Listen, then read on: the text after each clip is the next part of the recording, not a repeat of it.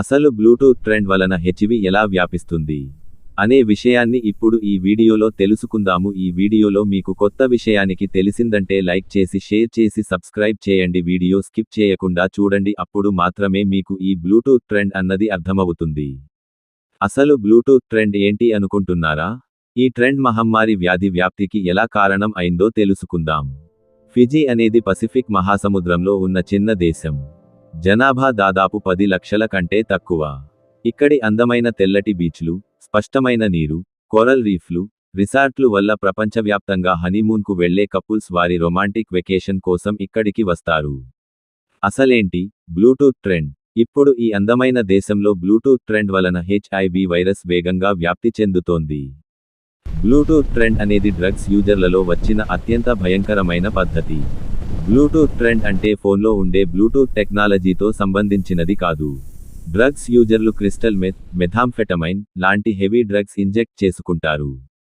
డబ్బు లేని వాళ్ళు, డ్రగ్ కొనుక్కోలేక డ్రగ్ ఇంజెక్ట్ చేసుకున్న వ్యక్తుల రక్తాన్ని సిరంజితో తీసి తమకు ఇంజెక్ట్ చేసుకుంటారు.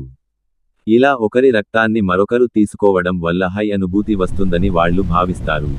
అంటే ఇది బ్లూటూత్ కనెక్షన్ వలె ఒకరి నుంచి మరొకరికి రక్తం ట్రాన్స్ఫర్ అవుతుంది. HIV outbreak. కొందరు దీన్ని ఫ్లాష్ బ్లడ్ లేదా హాట్ స్పాటింగ్ అని కూడా అంటారు.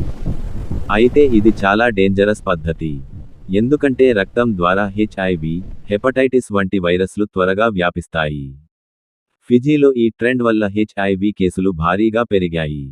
2014లో ఫిజీలో హెచ్ఐవి పాజిటివ్ ఉన్నవాళ్లు 500 కంటే తక్కువ మంది మాత్రమే ఉండేవారు. కానీ 2024 నాటికి అది దాదాపు 6000కి చేరుకుంది. అంటే 10 ఏళ్లలో 10 రెట్లు పెరిగింది. ఒక్క 2024లోనే 1500 పైగా కొత్త కేసులు నమోదయ్యాయి అంటే పరిస్థితి అర్థం చేసుకోవచ్చు. ఇది మునుపటి సగటు కంటే 13 రెట్లు ఎక్కువ. 2025 మొదటి 6 నెలల్లో దాదాపు 1300 కేసులు నమోదవడంతో అక్కడి ప్రభుత్వం హెచ్ఐవి అవుట్బ్రేక్ అధికారికంగా ప్రకటించింది. పసిఫిక్ దేశాల్లో అతి వేగంగా హెచ్ఐవి పెరుగుతున్న సమస్యాత్మక దేశాల్లో ఫిజీ ముందు వరుసలో నిలిచింది. పేదరికమే శాపం. ఆ అందమైన దీవిలోని యువత మాత్రమే కాదు, 13 ఏళ్ల పిల్లలు కూడా ఈ బ్లూటూత్ ఎఫెక్ట్ వల్ల మహమ్మారి బారిన పడ్డారు. మాదక ద్రవ్యాల అక్రమ రవాణా వలన క్రిస్టల్ మెత్ డ్రగ్ ఫిజీలో సులభంగా లభిస్తోంది. అత్యంత పేదరికం, డబ్బు లేకపోవడం వల్ల ఈ బ్లూటూత్ పద్ధతి పాపులర్ అయింది.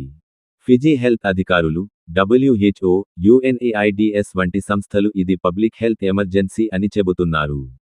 డ్రగ్ యూజర్లలో 50% మంది కాంటమినేటెడ్ సిరంజిలతో ఇంజెక్ట్ చేసుకుంటున్నారు.